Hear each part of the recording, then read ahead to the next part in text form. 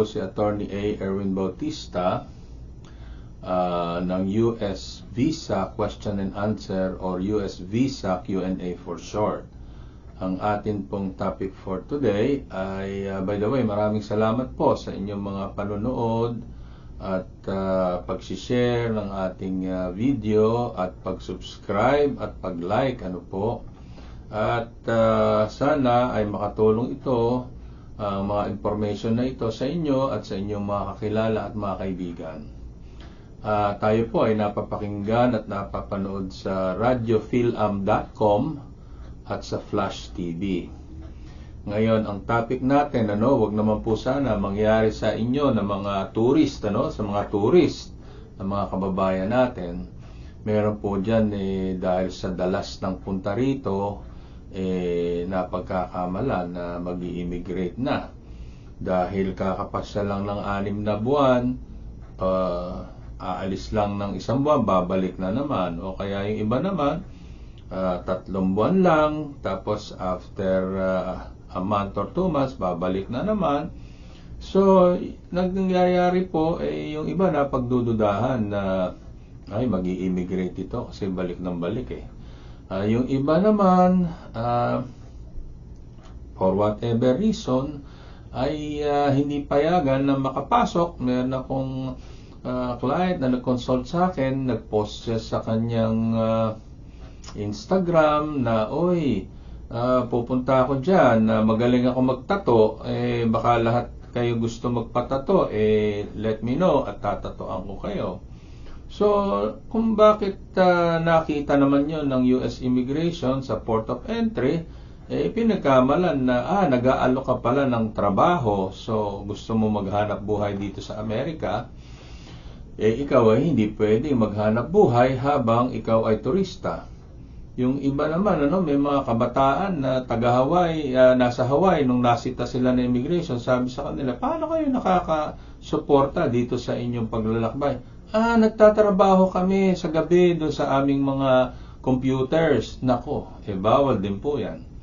So anyway, for whatever reason na dinicide ng officer sa Port of Entry na kayo ay hindi papapasukin, ang suggestion ko, mag-request kayo.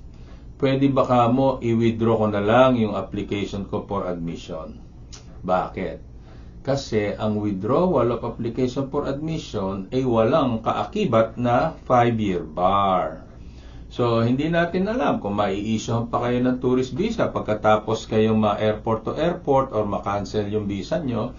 But anyway, ang mahalaga ay wala kayong 5-year bar. Kasi anytime pwede kayong mag-apply ng tourist visa ulit at kung kayo ay mag-qualify na naman, pwede kayong issuehan. Hindi na kayo maghihingi ng waiver para doon sa 5-year bar.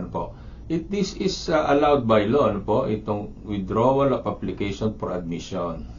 Section 235 A4 of the Immigration and Nationality Act states, withdrawal of application for admission, an alien applying for admission may, in the discretion of the Attorney General and at any time, be permitted to withdraw the application for admission and depart immediately from the United States.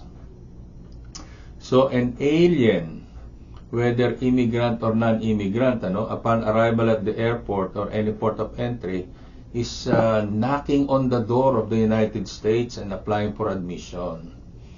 So, kapag kayo ay magtuturis dito, mag-a-apply kayo ng admission. Officer, papasukin mo ako, magtuturist ako.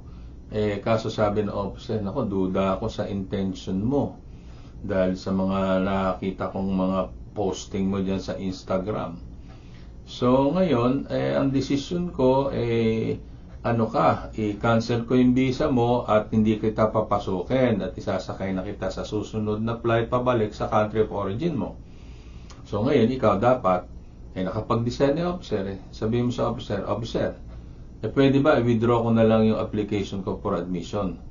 Para nang noon, wala kang 5-year bar. So pag pumayag yung officer at medyo mabait yung officer, papayagan ka nila na mag-withdraw. ng application for admission, so makakansela yung visa mo pero wala ka ng 5-year bar. So yan po, wag naman sana mangyari, pero isa-isip po niyo yan na kung mangyari sa inyo yan, mag-apply kayo ng withdrawal of application for admission para po wala ng 5-year bar. Hindi ko alam kung anong tulong ang magagawa sa inyo niyan, pero at least, pag wala ka ng 5-year bar, and you think you are qualified to return to the United States by applying for another tourist visa, hindi ka na mag-a-apply ng waiver para do sa 5-year bar. Ano po? So, yan po ang topic natin for today. Withdrawal of application for admission. This is beneficial in extreme and circumstances na ayaw nating mangyari, pero kung sakalit mangyari, this is something that you could request. Ano po? Katulad ng sabi ko kanina, wag naman po sana mangyari, pero kung mangyari po ito, ganun po ang dapat nyong gawin, mag-request kayo ng withdrawal of application for admission. So maraming salamat po sa panonood ulit at magandang araw po sa inyo. Please subscribe and like. Salamat po at kung pwede pa nga, share ninyo. See you po sa next video natin. Bye-bye.